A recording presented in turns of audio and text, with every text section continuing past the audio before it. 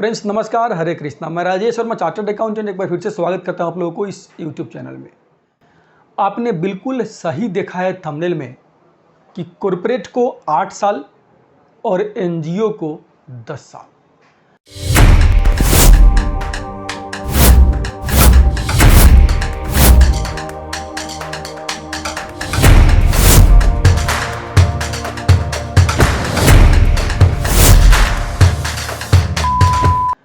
NGO को books of accounts और जो सपोर्टिंग डॉक्यूमेंट्स है, रिकॉर्ड्स मेंटेन करना कंपलसरी कर दिया गया है।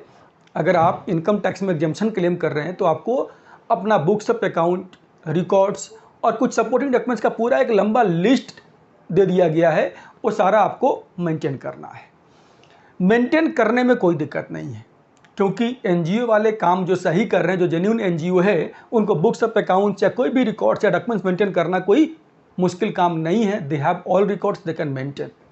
बट द प्रॉब्लम इज, जहां पर कॉरपोरेट को, जो कंपनीज है, जो बिजनेस कर रहे हैं, उनके लिए 8 ईयर्स का, सिर्फ 8 साल तक मेंटेन करना है अपने रिकॉर्ड्स को।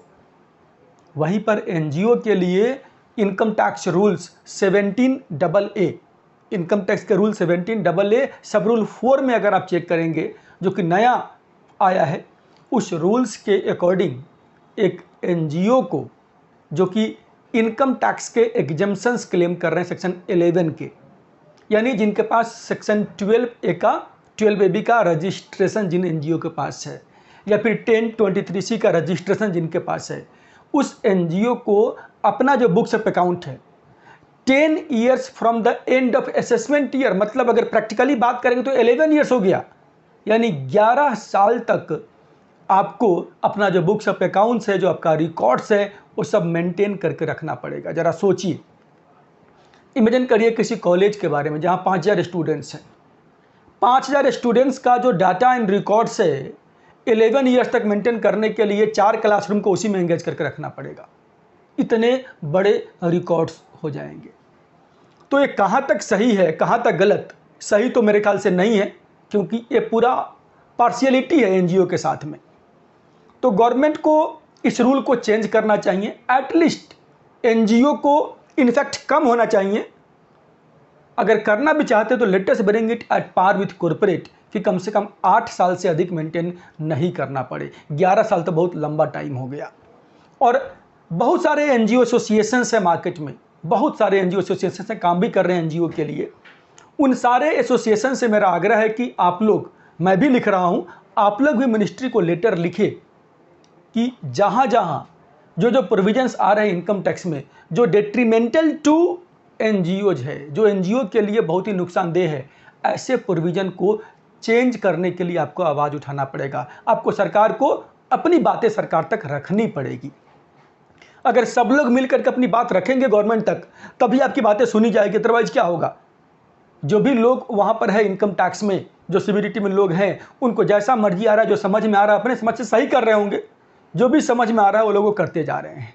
अब उससे कितना नुकसान पहुंच रहा है सोशल सेक्टर को, वो मैं समझ सकता हूं, वो आप समझ सकते हैं। तो मैं, आप और सारे एसोसिएशंस मिल करके आप लोग please right, please give a suggestion to ministry कि इस प्रकार से हमारे साथ पार्शियलिटी, एनजीओ सेक्टर के साथ में पार्शियलिटी नहीं किया जाए।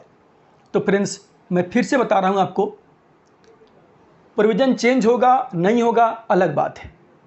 आपको अपने एनजीओ का जो बुक्स ऑफ अकाउंट्स है, जो आपका रिकॉर्ड्स है, जो आपके डॉक्यूमेंट्स है सपोर्टिंग, वो आपको 11 ईयर्स तक मेंटेन करना है। यानी जो आपका ईयर चल रहा है, फॉर एग्जांपल अभी जो ईयर कौन सा चल रहा है, this year is 23-24 financial year चल रहा है।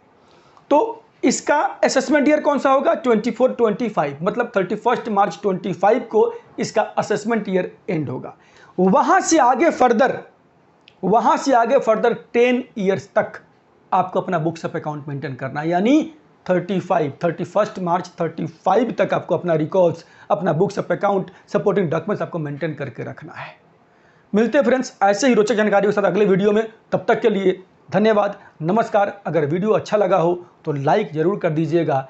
चाहते हैं जानकारी किसी और को मिले, शेयर भी कर दीजिए और सब्सक्राइब कर लीजिए, ताकि अगला इन्फॉर्मेशन आप तक पहले पहुंच जाए। Thank you.